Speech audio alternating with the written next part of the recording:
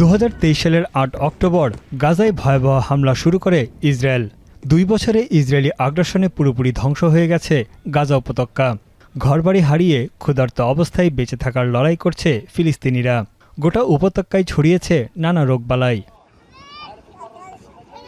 গেল 2 বছরে গাজায় 2 লাখ টনের বেশি বিস্ফোরক ফেলেছে ইসরায়েলিরা, আর বোমা হামলা চালিয়েছে 136 বার। গাজার স্বাস্থ্য মন্ত্রণালয়ের তথ্য মতে 2 বছরে প্রাণ হারিয়েছে 67,000-এর বেশি ফিলিস্তিনি, যাদের প্রায় 80%ই বেসামরিক নাগরিক, আর নিহত শিশুর সংখ্যা 20,000। এছাড়া অনাহার ও অপুষ্টিতে মারা গেছে 150 শিশুসহ 450 ফিলিস্তিনি। যদিও হতাহতের প্রকৃত সংখ্যা আরও বেশি বলে দাবি বিভিন্ন আন্তর্জাতিক সংস্থার।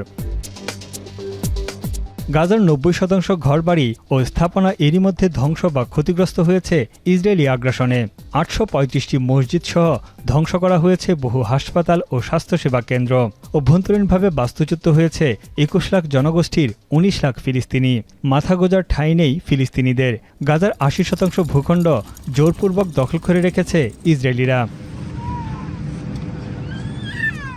যুদ্ধে আহত ফিলিস্তিনিদের সংখ্যা প্রায় 1,70,000। হাসপাতালগুলোর নেই চিকিৎসা দেওয়ার সক্ষমতা। বিদেশে চিকিৎসার অনুমোদন পাওয়া 22,000 রোগী এখনও আটকে আছে গাজার ভেতরেই। এদিকে 6.5 লাখের বেশি শিশু ভুগছে মারাত্মক খাদ্য সংকটে। নেই প্রয়োজনীয় ওষুধ। 15টি খাত মিলিয়ে গাজা উপত্যকায় যুদ্ধে আর্থিক ক্ষতির পরিমাণ দাঁড়িয়েছে 7,000 কোটি মার্কিন ডলারে। চাষযোগ্য জমি ও মৎস্য খাত প্রায় পুরোপুরি ধ্বংস হয়ে গেছে। যুদ্ধবন্ধ হলেও দীর্ঘমেয়াদে খাদ্য নিরাপত্তা নিয়ে মারাত্মক হুমকির মুখে পড়বে ফিলিস্তিনিরা।